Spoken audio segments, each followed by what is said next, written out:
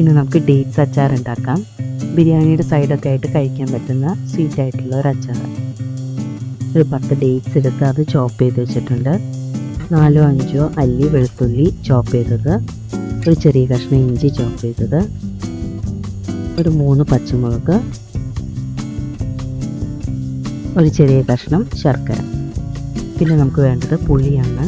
2 നാരങ്ങ വലുപ്പത്തിലുള്ള പുളി എടുത്തിട്ടുണ്ട്. അത് വെള്ളത്തിൽ സോക്ക് ചെയ്ത് അത് പിഴിഞ്ഞെടുത്തിട്ടുണ്ട്. കാശ്മീരി മുളക് പൊടി, ഉലുവ വറുത്ത് പൊടിച്ചത്. നമുക്ക് പാൻ അടുപ്പത്തോട്ട് വയ്ക്കാം. പാൻ ചൂടായി വരുമ്പോൾ അതിലേക്ക് വെളിച്ചെണ്ണ ഒഴിച്ച് കൊടുക്കാം.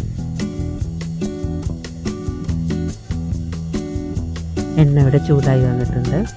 നമുക്കതിലേക്ക് ഇഞ്ചി വെളുത്തുള്ളി പച്ചമുളക് ഇട്ടിട്ടൊന്ന് വാട്ടിയെടുക്കാം.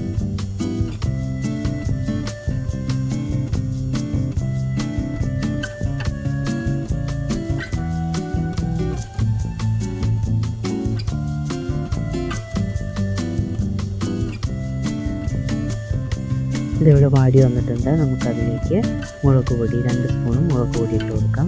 അതിൻ്റെ പച്ചമണം മാറുന്നത് വരെ നമുക്കൊന്ന് വഴറ്റിയെടുക്കാം.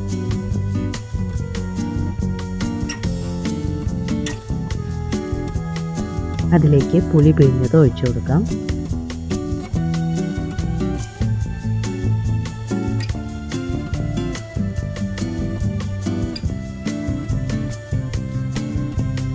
നമുക്കിതിലേക്ക് കുറച്ചും കൂടി വെള്ളം ആഡ് ചെയ്ത് കൊടുക്കാം. അതിലേക്ക് ഡേറ്റ്സ് ഇട്ട് കൊടുക്കാം.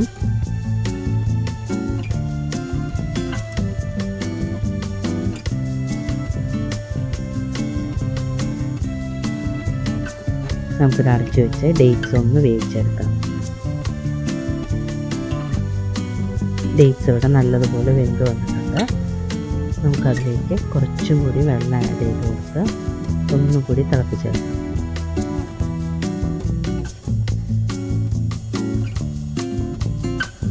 അതിലേക്ക് നമുക്ക് ശർക്കര ഇട്ട് കൊടുക്കാം.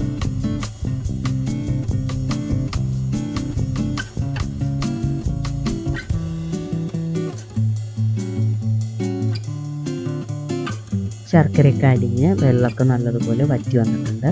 നമുക്കതിലേക്ക് കുറച്ച് ഉലുവ വറുത്ത് പൊടിച്ചത് ഇട്ട് കൊടുക്കാം. ഡേറ്റ്സ് അച്ചാർ ഇവിടെ റെഡിയായി വന്നിട്ടുണ്ട്.